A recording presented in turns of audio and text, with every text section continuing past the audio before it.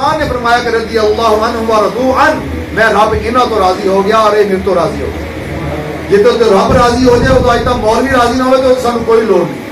اج تک خطیب اور نقیب اگر وہ راضی نہیں نا تو خسماں نو کھائے، کیونکہ رب نے انہاں دا معیار خود بنایا ہے، رب نے انہاں دی شان خود بیان کیتی ہے۔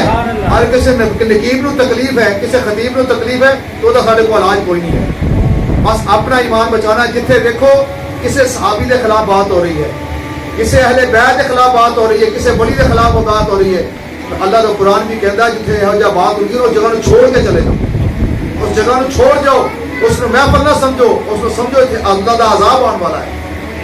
جتنے اللہ تعالیٰ اپنے بندیاں کہے کہ میں نہ راضی ہاں، اور ایک خطیب اور ایک 2 ٹکے کا مولوی اٹھے کہے کہ نہیں جناب انہیں تین کیتا، انہیں تین کیتا، جدو اللہ نے ساری کتاباں معاف کر دیا۔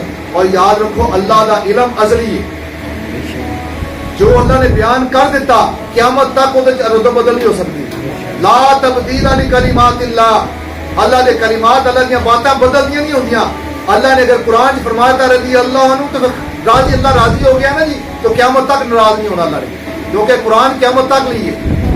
اس واسطے جڑے لوگ اج نویں نویں تحقیقاں کرتے ہیں انہوں نے کو بچنا ہے، اپنے ایمان کو بچانا ہے۔